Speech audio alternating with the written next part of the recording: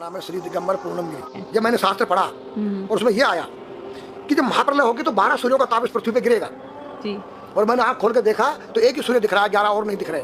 मैंने उनसे तर्क किया कि 12 ही लिखा है, गलत लिखा है कि 12 सूर्यों का ताप पड़ेगा, एक ही सूर्य 12 कहाँ है। तो उन्होंने कहा बेटा ये सत्य लिखा है, जो वर्तमान में हमारा सूर्य का प्रकाश आ रहा है ये केवल 8% आ रहा है। 92% योजन पृथ्वी पर रुक जा रहा है, जो अल्ट्रावेटिक करने जिसको कहते हैं। ओके। यहाँ केवल 8 आ रहा है विटामिन डी को लेकर, रेडियम से युक्त होकर। जब योजन पर फट जाएगा, टूट जाएगा तो 12 96 डिग्री जब तापमान आएगा तो 12 सूर्यों का ताप पड़ेगा, ये पूरी पृथ्वी आका गोला बन जाएगी। नागा का स्वरूप है जी, ये महादेव का स्वरूप है जी, एक बालक का स्वरूप है जी। बालक में क्या चीज नहीं होती है? निर्मल मन जन सो मोई पावा, मोई छल छिद्र कपट नहीं सुहावा। तो बच्चे के दिल के अंदर न काम है, न क्रोध है, न लोभ है, न मोह है, न मद है। और नंगा किसी तेरी गोद में बैठ जाए, नंगा उसकी गोद में बैठ जाए। तो नागा का रूप एक बालक का स्वरूप होता है जिसके अंदर से विकार रहित हो जाए, उसका नाम नागा है, सन्यासी है, संन्यासमया, तीनों गुणों से रहित हो जाना। ये जो गांजा भांग है ये क्या करता है?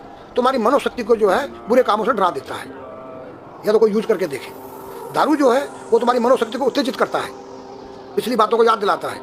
दूसरा तुम्हारी जो है भांग गांजा तुम्हारी काम वासना को जो है दबा देता है। तो नारी के नंगे स्वरूप को 5 व्यक्ति देख सकते हैं। मेरे पास एक डिश है और जो चुटिया होती है एंटीना है, जो तुम्हारे जो यहाँ से कुछ तरंगे बाहर को जाती हैं, कुछ अंदर को आती है। 5 कर्मेंद्री, 5 ज्ञानेंद्री, 10 उस रथ के घोड़े हैं और बुद्धि रूपी उसमें लगाम है और ज्ञान रूपी चाबुकर बोलने वाला इसमें स्वयं सारथी कृष्ण है। तो आज हमारी संस्कृति बदली गई, ये आज हमारे लड़के लोग खड़े होकर पेशाब कर रहे हैं। ये हमारी संस्कृति नहीं है, न मुसलमानों की संस्कृति है, न हिंदू की खड़े होकर पेशाब करना। जैसे अगस्त मुनि ने 3 चलूबर समुद्र पी दिया। मैंने पूछा महाराज वो माँ बाजी का कितना बड़ा पेट था? वो पृथ्वी पर रहता था, क्या पृथ्वी से बड़ा था उसका पेट जो सारे समुद्र पी गया? मैंने कहा नहीं बेटा, वो एक साइंस थे उस काल के वैज्ञानिक थे। उन्होंने ऐसा केमिकल डाल दिया कि पानी के 2 भागों में बढ़ गया, H2O हो गया और वो आकाश में उड़ गया। आज का जो नौजवान है ये साइंसवादी है, ये हमारी भौतिकवादी और हमारी धार्मिक आध्यात्मिक बात को नहीं मानेगा। इसको तुम साइंस के द्वारा अध्यात्म को मनवाएगा तो मानेगा। जैसे मैं सूर्य को जल देख करके मैं हर बीमारी का इलाज कर देता हूँ। बताओ कैसे? कैसे बाबा? सूर्य उदय हो रहा है, जैसे सूर्य मान लो इसको जी, और मैं यहाँ खड़ा हूँ तो हम दोनों एक ही डिग्री पर हैं जी। सीधा इसकी जो किरण आ रही है वो सीधी आएगी जी। मैंने स्नान किया जी, मेरा बदन गीला है जी, और मैंने तांबे के लोटे में जल भरा तो तांबा कॉपर है, कॉपर में जब जल भर दिया तो कॉपर वाटर हो गया राइट।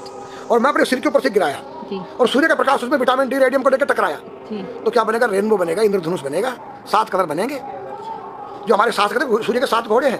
अब उसमें जो हरा रंग है क्लोरोफिल का है, जो पत्तियों में पाई जाती है, विटामिन डी और रेडियम से लैस है।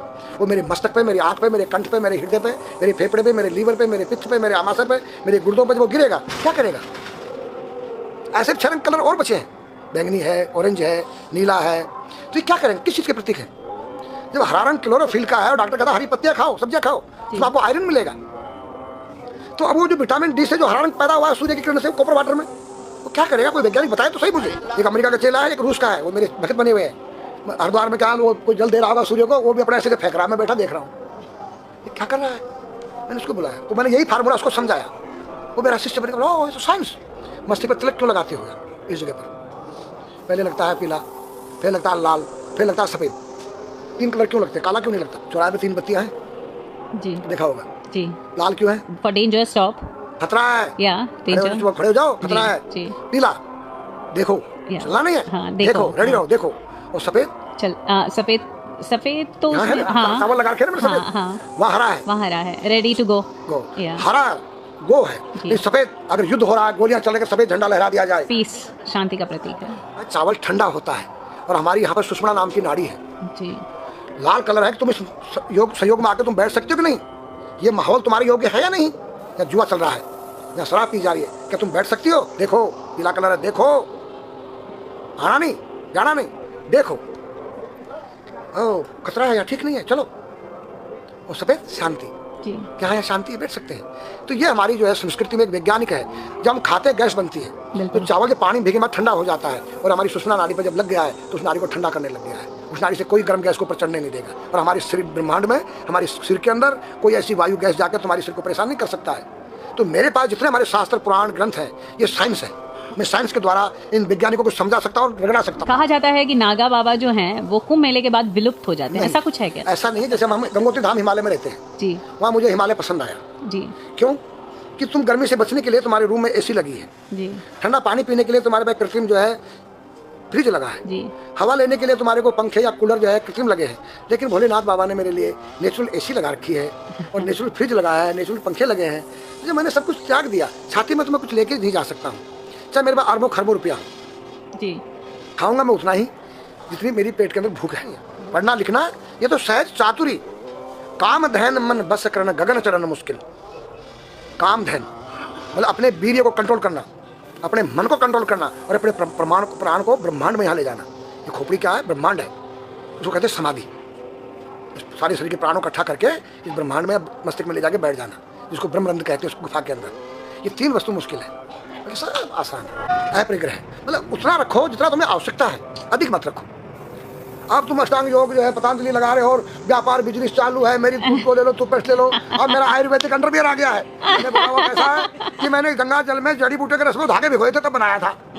और मेरा दावा है कोई कितना योग कर ले कोई स्वस्थ नहीं रह सकता है क्यों खान पीन तुम्हारा केमिकल वायु में तुम्हारा केमिकल पानी में तुम्हारा केमिकल अब जो तुम आरओ का पानी नहीं पी रहे हो उसके पानी के गुण ही नष्ट हो गए सब उत्तर को सिर करके सोना क्यों मना किया है साइंस ने हमारे शास्त्र मना करते हैं हम उत्तर को सिर करके सोएंगे दक्षिण को पैर करके हम जब उठेंगे तो हमारी दृष्टि कहाँ दक्षिण की तरफ जाती है दक्षिण में यम का वास होता है और जब दक्षिण को सिर करके सोएंगे तो हमारा मुंह उत्तर को जाएगा उत्तर हिमालय है भगवान शिव का कैलाश है साइंस कहता है कि पृथ्वी के उत्तर ध्रुव दक्षिण ध्रुव है पृथ्वी कैसी है पता है तेरा सिर सेम तेरा चेहरा 23.5 डिग्री के अंश पर है ये थोड़ी सी चुटिया नाप लेना अपनी प्रकार लेकर के तुम्हें नाप लेना मैं भी नाप लूँ चाहे ये थोड़ी सी चुटिया 90 पर नहीं है ऐसे तिरछी झुकी हुई है ये चुटिया ये थोड़ी है 66.5 डिग्री कोण बनाती है तो ये जो चुंबकीय मैग्नेट पावर है उत्तर से नॉर्थ से साउथ तक हम जब सिर उत्तर की तरफ करेंगे तो ये नॉर्थ है वो नॉर्थ है नॉर्थ को नॉर्थ धक्का मारेगा तो तुम्हारे दिमाग में तुम्हारे हार्ट में डिस्प्रोजन होगा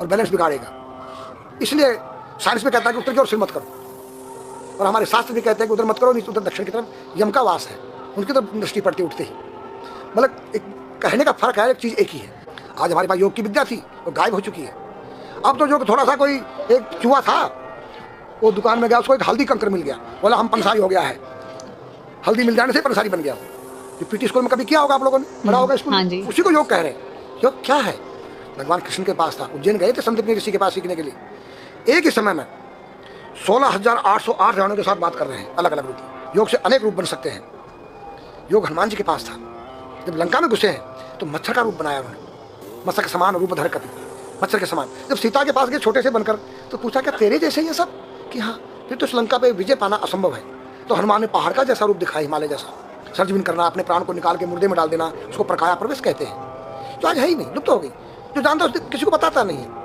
अगर उसका कोई शिष्य है उसको बताना चाहो उसको जिज्ञासा नहीं शिष्य को सीखने के लिए